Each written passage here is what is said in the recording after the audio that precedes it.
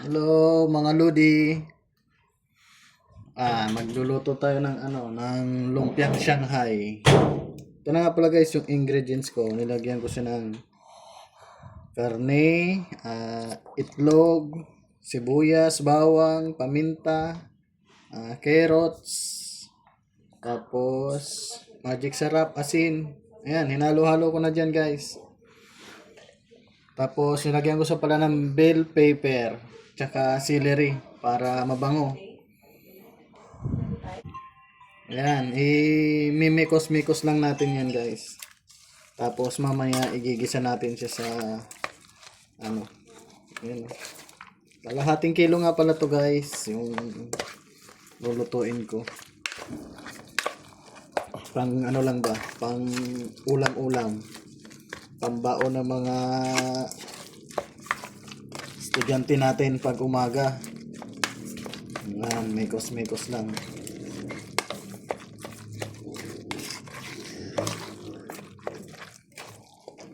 Ayan.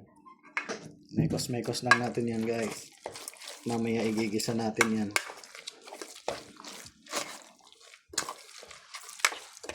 Ayan. Oh. Parang namang puro karne talaga oh. Nag-try ako nito, nilagyan ko siya ng pineapple, nilagyan ko siya ng tomato sauce na kaunti, tsaka ketchup. Ginawa ko nga pala yun nung fiesta. Pero masarap, malasa talaga. Nilagyan ko siya ng pineapple tsaka tomato sauce na kaunti. Ayan. Tapos nagigisa tayo mamaya. Gigisa na tayo mga lods. Mantikilya nga, margarine nga pala yung natin. Igigisa natin para mas mabango pa siya. Ayan. Margarine.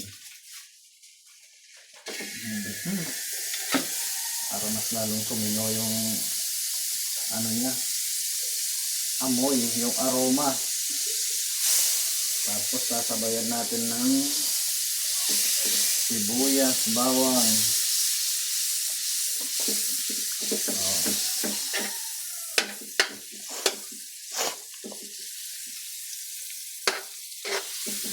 Mikos lang natin para matunaw.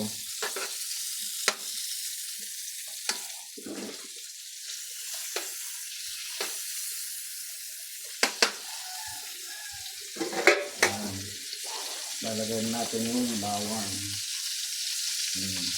Ayan natin yan. Ayan, sibuyas. Ayan. Mikos natin hanggang lumabas yung aroma ng sibuyas at bawang.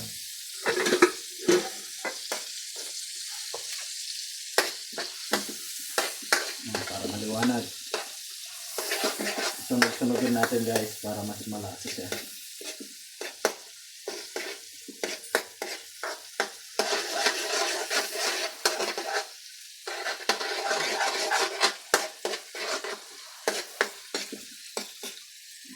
Hayaan lang natin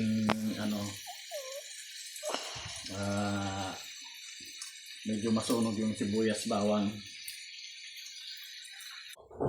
Ayan na, lagay na natin kasi medyo sunog yung sibuyas bawang. Ayan.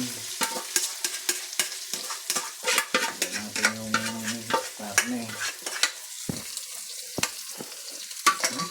Ang bango. Ang bango ng aroma. Malasa yan kasi medyo sunog yung sibuyas sa bawang. Medyo i-half-cook lang natin ito guys kasi iprituhin pa naman. Lahating kilo, ang dami na pala oh.